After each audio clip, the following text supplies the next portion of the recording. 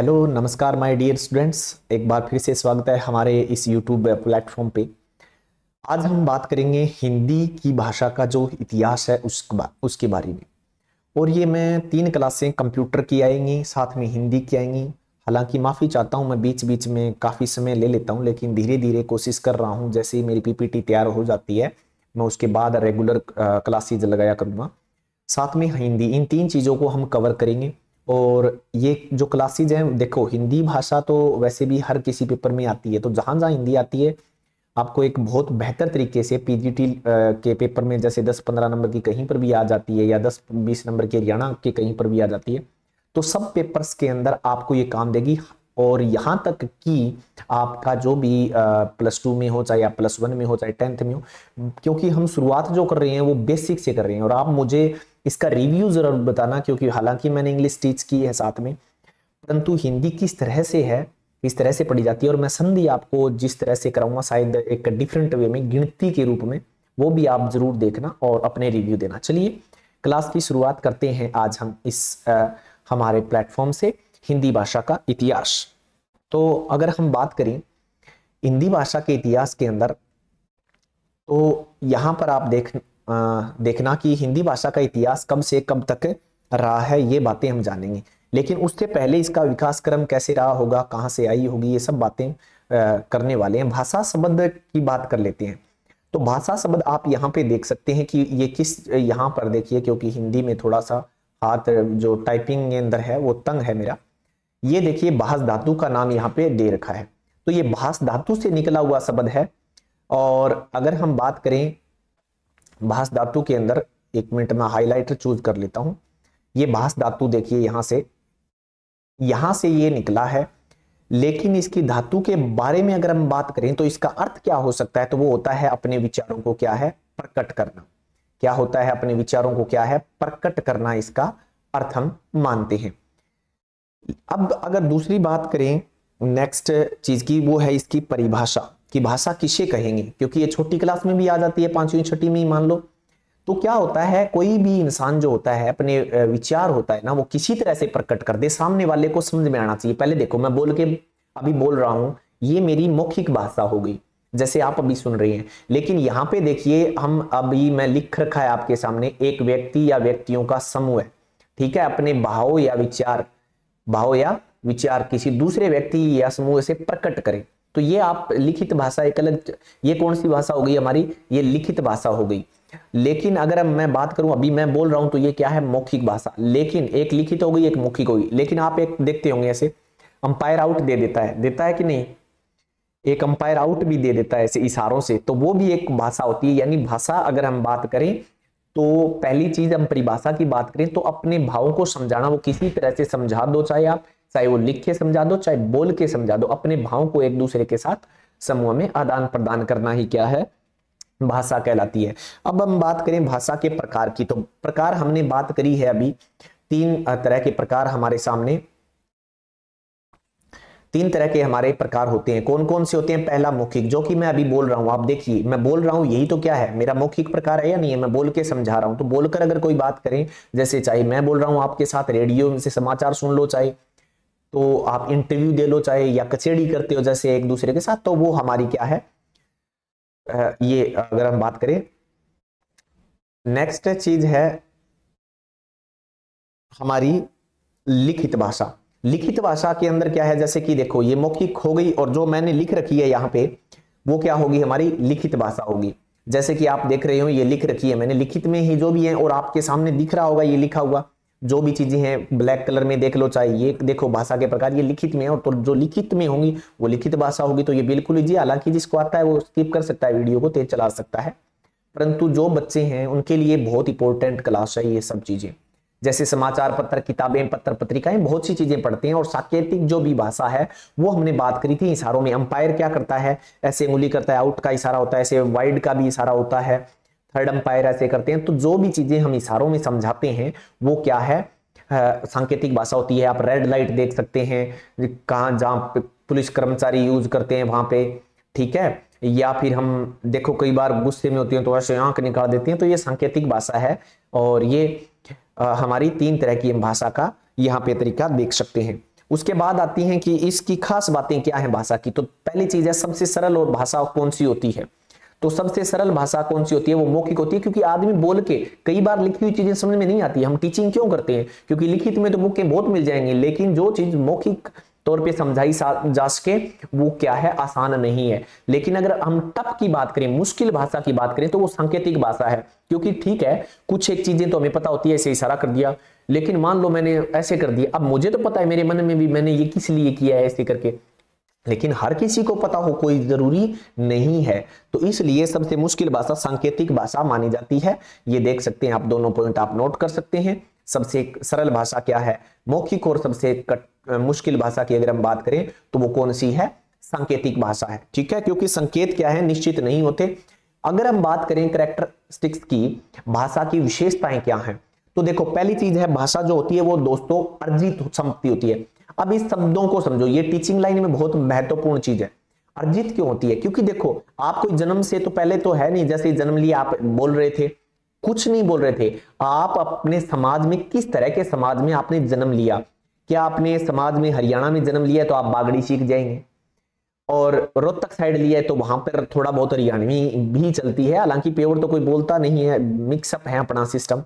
पंजाब में जन्म लिया पंजाबी हो गई, इंग्लैंड में जन्म लिया इंग्लिश बोलने लग जाओ, जापान में जापानी बोलने लग जाओ। तो दरअसल आपने क्या किया, जैसे ही आपने जन्म लिया है तो भाषा को आपने क्या कर लिया, ग्रैब कर लिया, एसेस कर लिया, अर्जित कर लिया।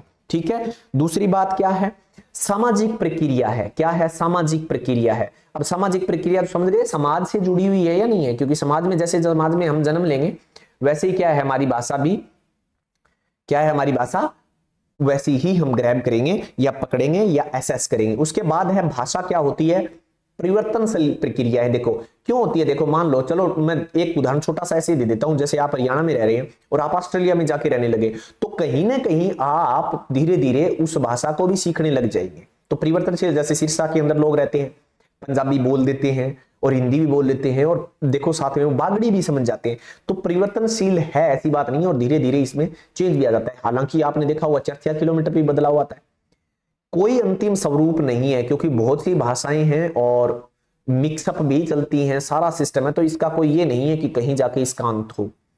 हाँ, इसका मानक रूप होता है, देखो हिंदी की मानक रूप अलग है, पंजाबी का अलग है, इंग्लिश का अलग है, आपने देखे होंगे मानक रूप। जैसे कि हम पढ़ते हैं लिखित में, किसी की देवनागरी लिपि है, किसी की कुछ है, किसी की कुछ है।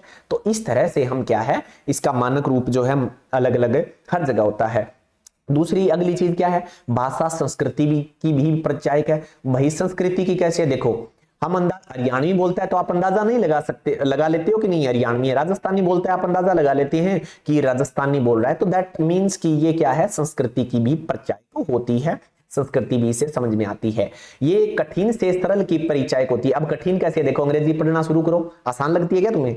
अगर आप इंडिया से हैं तो आप स्टार्ट करो इंग्लिश बोलना, बोल जाओगे तो कठिन है या नहीं है, लेकिन बाद में अगर उस माहौल में रहने लगे, धीरे धीरे धीरे धीरे धीरे धीरे क्या है, आसान भी लगने लगेगी नहीं। शुरुआत में सब चीजें मुश्किल होती हैं भाषा के अंदर, लेकिन बाद में धीरे धीरे जैसे आप एटमॉस्फेयर आपको मिलता है और आप क्या है धीरे धीरे इसको सीख जाते हैं। चलिए आगे बढ़ते हैं हमारी नेक्स्ट स्लाइड पर। अब बात करते हैं उसकी कुछ विशेष तथ्यों की। अगर हम बात कर रहे थे तो अब हम, सबसे पुरानी भाषा तो संस्कृत है, ये सारी बाद में संस्कृत होगी, जैसे अपभ्रंश से ये निकली। उससे पहले अगर हम बात करें तो जैन धर्म के अंदर पाली भाषा थी, ये सबसे पुरानी भाषा है। पाली वगैरह वगैरह जो जैन धर्म बौद्ध धर्म में आई थी ना, ये सबसे पुरानी थी। लेकिन हिंदी भाषा का तो बहुत बाद में उदय हुआ। तो हिंदी भाषा का अगर मैं समय की बात करूँ ना, सन आपसे कभी कोई पूछ ले, सन पूछ ले तो 993 ईसा पूर्व में इसका जन्म हुआ माना जाता है, ध्यान रख लेना मेरी बात। और अगर हिंदू कैलेंडर के अनुसार बात करोगे तो 150, ये नई जानकारी आपके लिए, विक्रमी संवत क्या है, विक्रमी संवत 1050 और 993 ईसा पूर्व में इसका उदय माना जाता है। आपको मैंने सन बता दी, नहीं है तो आप नोट कर लें, ये जानकारी मुझे लगता है आपके लिए नई है। हिंदी मध्य पश्चिमी भारत में बोली जाती थी, ये देखो यहाँ पे हमने लिख रखा है मध्यम और पश्चिमी। ये प्रश्न पूछा जा सकता है कभी भी, ये छोटी छोटी बातें हैं लेकिन यहां से पूछे जाते हैं प्रश्न। मध्य व पश्चिमी भारत में बोली जाती है, और जो इसका एरिया रहा था ना, वो गंगा और यमुना का जो मैदानी भाग होता था, वहां का मुख्य भाग में इसको शामिल किया जाता है कि ये वहां से ज्यादा ही पनपी, गंगा और यमुना। चलिए नेक्स्ट स्लाइड पर बातें करते हैं। कितने राज्यों में है सर? 10 राज्यों में बोली जाती है। कितने राज्यों में बोली जाती है? 10। ध्यान रखें, भारत के 10 मुख्य रूप से 10 राज्यों में बोली जाती है जहां पर ज्यादा इसका प्रभाव है। तो ये प्रश्न भी एक बनता है कि कितने ऐसे राज्य हैं जिसमें हिंदी भाषा बोली जाती है।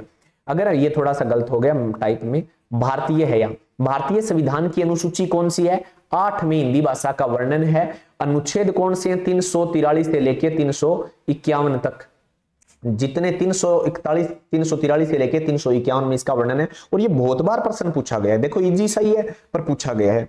आगे बात करते हैं, भारत की राजभाषा। देखिए भारत आप सारे जानते हो, कहते हैं बोले भारत की राष्ट्रभाषा है, भारत की हिंदी राष्ट्रभाषा। देखिए बच्चों, पेपर में ठीक है, किताबों में छोटे बच्चे हो तब पढ़ते हो, कोई दिक्कत नहीं है, परंतु भारत की राष्ट्रभाषा हिंदी नहीं है। जितनी वो 22-23 भाषाएं हैं अपनी, वो सारी की सारी राष्ट्रभाषाएं हैं, ऐसे सोच लो। हिंदी कोई स्पेशल नहीं है, स्पेशल होती तो इतना लड़ाई झगड़ा संविधान कोर्टों में ऐसे क्यों चलता, हिंदी के लिए आंदोलन क्यों हुए? क्योंकि पश्चिम, जो अपने पूर्व पश्चिम या दक्षिण भाग में भी लोग रहते हैं, वो इंग्लिश, जैसे कि असम की साइड देख लो, वो हिंदी बहुत कम जानते हैं। तो इसलिए ये राजभाषा है। राज यानी हमारा जो भी कार्यवाही होगी, हमारे नेता लोग वहां पे कोर्ट ये बोलते हैं अपनी लोकसभा राज्यसभा में जितनी भी, तो वहां पर ये बोलचाल में यूज करते हैं, तो वहां ये है राजभाषा। भी आप राज करोगे तब इस भाषा का यूज करोगे, लेकिन राष्ट्र की भाषा नहीं है। ध्यान रखें इस बात का, ये संविधान में कहीं नहीं लिखा कि भारत की राष्ट्रभाषा हिंदी है। ये बात। परिवार कौन सा है जी? परिवार है इसका भारोपीय परिवार। कौन सा परिवार है? ये देख सकते हैं, भारोपीय परिवार है। भारोपीय परिवार की ये भाषा है। तो आपके लिए बहुत कई चीजें हो गई। कहां बोली जाती है? मध्यम पश्चिम भारत में बोली जाती है, गंगा यमुना है, 10 राज्यों में बोली जाती है। 343 से 351 जो है वो यहाँ पे वर्णन है, 8 में वर्णित है, 343 से 351 ये धाराएं। तो ये बात तो याद कम से कम आप रख ले। 993 ईसा पूर्व 1000 विक्रम संवत अगर रखना है तो आपके नॉलेज के लिए रख सकते हैं, बट इनफ है इतना कि आप इन चीजों को भी याद रखें। अकेला कुछ नहीं होता है कि आप सीधा संधि वगैरह वगैरह रटें, ठीक है। और अब आई है कि हिंदी भाषा खुद शब्द किसका है? तो देखो हिंदी भी खुद हिंदी का शब्द नहीं है, यानी हिंदी खुद भी हिंदी भाषा का शब्द नहीं है, तो किसका है? फारसी भाषा का शब्द है। तो ये प्रश्न भी बहुत सी बार पूछा भी गया है कि फारसी भाषा का शब्द है हिंदी, हिंदी किस भाषा का शब्द है। चलिए अब हम डिस्कस कर लेते हैं व्याकरण के ऊपर। किसके ऊपर बात करते हैं? व्याकरण के ऊपर हम बात करते हैं। कैसे आया व्याकरण? तो क्योंकि मैंने पहले ही कहा, मैं एक एक स्टेप से चलूंगा, पहले इतिहास बताऊंगा, फिर हिंदी लेटर से स्टार्ट करूंगा और लास्ट में आपको छोड़ूंगा कंप्लीट करके। ये मेरा प्रोमिस है, लेकिन हो सकता है मैं थोड़ा लेट हो जाऊं, पर ये चीजें कंप्लीट करेंगे हम धीरे धीरे। व्याकरण में देखो क्या है, वी योग आ योग करण। देखो पहली बात तो प्लस मत बोलना, योग बोलना है आपको हिंदी जब भी आप पढ़ो, तो वी योग आ योग करण से बना अर्थ है, ठीक है। What is the meaning? Meaning क्या होता है, अर्थ क्या होता है? किसी चीज को भली भांति अंडरस्टैंड करना, समझना, एसेस करना किसी चीज को। तो अगर आप बहुत अच्छे तरीके से समझोगे, उसी को ही कहते हैं वी योग आ योग करण, ठीक है। हमने इनको बांट दिया अलग अलग लेटर में, आप देख सकते हैं अलग अलग वर्णों में बांट रखा है। तो अब देखोगे तो इसका अर्थ क्या हो गया? भली भांति समझना, ये बेसिक से नॉलेज है। अब रही बात की व्याकरण की परिभाषा सर क्या होनी चाहिए अगर कभी पूछी जाए, तो देखिए परिभाषा ये है कि व्याकरण कौन सी पुस्तक है?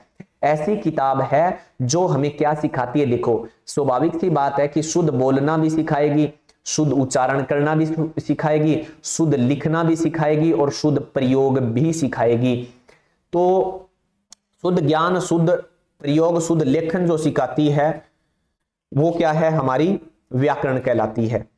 पर्याय शब्द पुस्तक हो गई, विदा हो गई, इसके पर्यायवाची शब्द हैं व्याकरण के। पर्यायवाची शब्द समझ रहे हो क्या होते हैं? कि व्याकरण को क्या और भी कहा जा सकता है, क्या बिल्कुल कहा जा सकता है।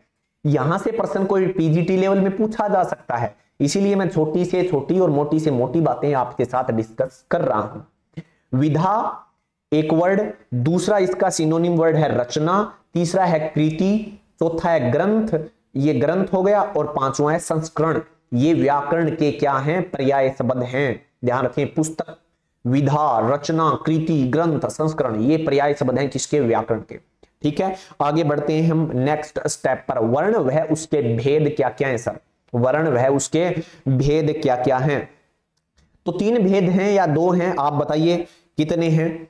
तो यहां पर आप देख सकते हो तीनों वर्ण हैं, वर्ण व उसके भेद, शब्द। अब वर्णों से क्या बनते हैं शब्द? देखो पहली बात तो देखो, कै कबूतर आप यूज करते हो, ख खरगोश पढ़ते हो, गै गमला पढ़ते हो, घ घड़ी पढ़ते हो। इन्हीं लेटर से देखो कै, और फिर मैंने एक लेटर लिया मैं, और एक वर्ण लिया ल, तो ये तीनों वर्णों से मैंने क्या बना दिया? एक बना दिया शब्द। ये शब्द बना दिया या नहीं बना दिया? इसी तरह से इसमें तीन वर्ण है, 1 2 3, ये तीन वर्ण हो गए। तो पहले वर्ण आते हैं। अब वर्णों के बाद देखो कैमल, कमल, बहुत, बहुत सुंदर है, कमल बहुत सुंदर है, सुंदर है। तो अब एक बात बताओ मुझे, ये एक वर्ण, दो वर्ण, तीन वर्ण, फिर यहां पर एक वर्ण, दो वर्ण, तीन वर्ण, यहां पर फिर 4 वर्ण, 5 वर्ण, 6 वर्ण और 7 वर्ण, लगभग 8, मोटा मोटी मान लो हम अगर गहराई में न जाए, 8 और 3 ये हो गए 11, लगभग 11-12 वर्ण हमने पढ़े यहां। इन वर्णों से क्या बने? एक इन तीन वर्णों से बना एक शब्द, इन तीन वर्णों से बना एक शब्द, मान लो 3 ऊ भी है इसमें, खैर इसमें भी है। तो ये अलग अलग करके क्या बना दिया इन्होंने? एक वाक्य बना दिया। लेकिन इन वर्णों से क्या बना? शब्द बना। देखो ये बना शब्द, वर्णों से क्या बना? शब्द। और शब्दों से अब एक शब्द ये हो गया, दूसरा शब्द ये हो गया, तीसरा ये हो गया, चौथा ये हो गया। हालांकि ये एक वर्ण भी है, वर्ण का भी काम कर रहा है यहां, लेकिन है सब में वर्ण। तो अगर हम देखें 3 शब्द और एक वर्ण को मिला के हमने क्या बना दिया? एक पूरा वाक्य बना दिया। तो अगर हम बात करें ये कंप्लीट क्या हो गया? वाक्य। तो इसी कारण क्या हो गया? वाक्य हमारा हो गया। क्या हो गया? हमारा वाक्य बन गया। अब एक बात तो ये क्लियर हो गई। अब आपसे पूछा जाए कि छोटी से छोटी इकाई क्या है हिंदी भाषा की? लिखित रूप में पूछा जाए तो, लिखित रूप में पूछा जाए तो ये कै सबसे छोटा है या नहीं है? क्योंकि लिख दिया गया। और अगर लिखित रूप में न पूछा जाए कि सबसे छोटा क्या है, तो मेरी आवाज। आवाज, आवाज को क्या कहेंगे आप? थोड़ा सा सोचो। चलिए, और बड़ी से बड़ी इकाई क्या होगी? वाक्य है ही, स्वाभाविक सी बात है। बड़ी से बड़ी क्या होगी? वाक्य। हो गया कि नहीं हो गया? अर्थ के आधार पर सबसे छोटी इकाई क्या है? देखो कै का कोई अर्थ है क्या? कै का तो कोई अर्थ नहीं है। छोटी से छोटी इकाई तो है हिंदी की, लेकिन वो लिखित में है सबसे छोटी इकाई। ठीक है। अब आप मुझे ये बताइए, अगर बात की जाए अर्थ के आधार पर, तो अर्थ तो कमल का तो निकल जाता है, कमल का फूल होता है, लेकिन कैसे क्या होता है? कैसे कुछ भी बना लो, कुछ अर्थ तो नहीं होता ना। तो कमल यानी शब्द जो होता है अर्थ के आधार पर सबसे छोटी इकाई है शब्द। क्लियर हो गया मेरी बात? और सबसे बड़ी इकाई अगर हम देखें अर्थ के आधार पर तो वाक्य। चलिए इन बातों को भी हम डिस्कस करेंगे, अभी टेंशन ना ले। अब बात करते हैं इनके अंगों की। भाषा की सबसे छोटी इकाई क्या है? मैंने अभी बोल के बताया था, क्या होती है मेरी आवाज? ध्वनि। याद रखो, ध्वनि।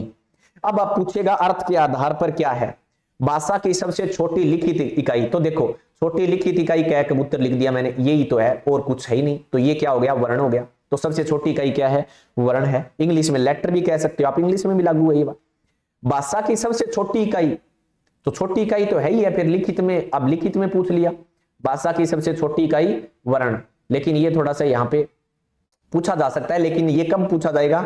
जब ये ऑप्शन में न हो ध्वनि, क्योंकि फिर तो वर्ण ऑप्शन चूज करना पड़ेगा, इसलिए मैंने ये साथ में आपको दे दिया। भाषा की सबसे बड़ी इकाई क्या है? अभी क्या बताया था मैंने? वाक्य ही तो होते हैं सबसे बड़े। और क्या लिखोगे? वाक्य से कितनी लंबा लिख लो चाहे। ठीक है। उसके बाद प्रश्न आता है अर्थ के आधार पर कुल दो कितनी इकाई होती है? तो 2 होती है। अर्थ किसका निकल सकता है? शब्दों का भी निकलता है और वाक्यों का। अब कै कबूतर का तो अर्थ निकल नहीं सकता। अब शब्दों का मतलब जैसे मैंने लिख दिया रूप, तो रूप का इसका कोई तो मीनिंग है ना, कोई तो अर्थ है इसका। और रूप आ रहा है एक, अब इसका अर्थ निकला है ना, यहां रूप आपको पता चल गया कि है कौन ये रूप, अब ये नाम है, तो कुछ तो पता चला ना लिखने से। रूप आ रहा है तो यहां पे रूप कोई आने का काम कर रहा है, कोई आदमी है, तो ये मैंने एक वाक्य बना दिया। तो क्या है? कुल 2 इकाई होती है अर्थ के आधार पर। चलिए भाव के आधार पर कितनी होती है भाई? तो भाव के आधार पर सबसे छोटी इकाई क्या होगी? वाक्य ही होगी, क्योंकि वाक्य लिखोगे तभी तो भाव समझ में आएगा। जैसे पोइम आप देखते होंगे 4-4 शब्द लिखेंगे, 5-5 लिखेंगे, लेकिन लिखेंगे तो वाक्य ही। ये तो है नहीं एक शब्द से भाव समझ में आ जाएगा, तो ऐसा नहीं है।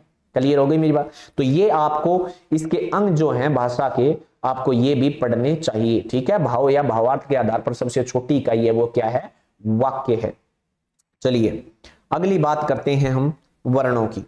भाषा की सबसे छोटी मौखिक इकाई की ध्वनि के लिखित रूप को क्या कहा जाता है? वर्ण कहा जाता है। देखो कै कबूतर लिखा कि नहीं लिखा मैंने? अब देखो सबसे छोटी इकाई तो है ही है या नहीं है? परिभाषा ऐसी तो बनती है, सबसे छोटी इकाई हो गई। अब इसको कै साउंड भी आ गई तो ध्वनि भी हो गई। बताओ ध्वनि हुई या नहीं हुई? कै बोल रहा हूं तो मौखिक इकाई भी हो गई, और लिखित लिख रखा है तो लिखित भी हो गई। इसी को क्या कह दिया मैंने, वर्ण कह दिया। चलिए आगे बढ़ते हैं। भेद कितने होते हैं, वर्णों के भेद, स्वर और व्यंजन आपने पढ़ा, देखा होगा, सुना भी होगा। स्वर और क्या होते हैं, व्यंजन होते हैं। पहले स्वर की बात कर लेते हैं। देखो अगर बात करूं मैं पढ़ने से पहले स्वर की, तो संस्कृत भाषा में कितने होते हैं, 13 होते हैं स्वर। कितने होते हैं, 13। इसमें 13 में एक्स्ट्रा कौन सा होता है, ए और अंग। हिंदी भाषा में कितने होते हैं, 11 ही होते हैं। ये देख लो, हिंदी भाषा में स्वर क्या होते हैं, 11 ही होते हैं। अब स्वर कहते हैं किसे हैं सर, स्वर उन्हें कहते हैं जिनको लिखने के लिए किसी अन्य वर्ण की आवश्यकता न पड़े लिखने की। ये स्वतंत्र होते हैं। जैसे कबूत कै लिखा ना मैंने, तो आपको लगता है ये कै पूरा है, अब इस कै को आधा करूंगा तो इसके एक नीचे डंडा लगेगा, प्लस इसमें क्या निकल आएगा, ए निकल आएगा। इसी तरह से का लिखूंगा ना मैं, तो इसमें क्या निकल आएगा, आधा करने के समय कै योग आ। ठीक है, इसमें क्या आ गया, आ। क्लियर हो गई मेरी बात। तो ये इस तरह से देख सकते हो। इनको किसकी जरूरत पड़ती है, व्याकरण व्यंजन को स्वरों की आवश्यकता पड़ती है, लेकिन स्वरों को किसी की आवश्यकता नहीं पड़ती, ये स्वतंत्र बोले जाते हैं। ठीक है, अन्य किसी वर्ण की सहायता नहीं ली जाती। ये 11 ही होते हैं। और अंग्रेज जो संस्कृत होती है उनमें 13 होते हैं टोटल। इन 13 को कहते हैं अच। क्या कहते हैं, इनका नाम और लिख दूं मैं, अच कहते हैं इन्हें, अच। क्लियर हो गया मेरी बात, ये बात आपको कंप्लीट हो गई होगी। अब बात करें अगर हम व्यंजन की, अब व्यंजन की बात कर लेते हैं।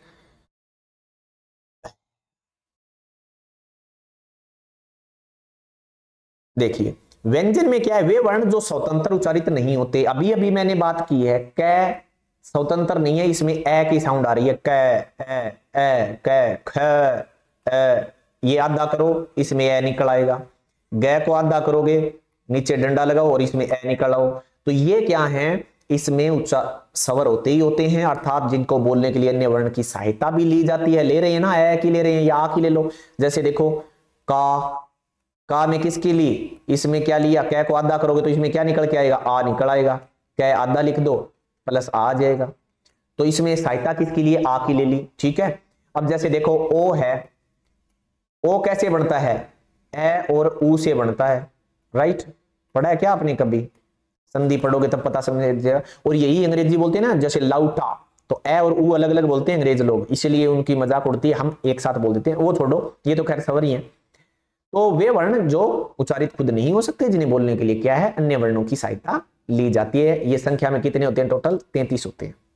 ठीक है, तो ये स्वर व्यंजन के हमारे भेद थे। आशा करता हूं आज की क्लास आपको अच्छी लगी होगी। नेक्स्ट क्लास में हम डिटेल से कहां कहां से ये वर्ण अपने कंठों के माध्यम से, अब मेरी बात सुनो, आगे हम बात करेंगे कहां कहां से बोले जाते हैं, रो वाइज आपको याद हो जाएगा, ये मेरी गारंटी है। चैनल को सब्सक्राइब जरूर कर लीजिए नेक्स्ट वीडियो आने से पहले पहले। धन्यवाद, आपने वॉच किया, इतना टाइम दिया, बहुत बहुत शुक्रिया, क्योंकि देखने वाले कम होते हैं आज के समय में। चलिए, थैंक यू, फिर मिलते हैं।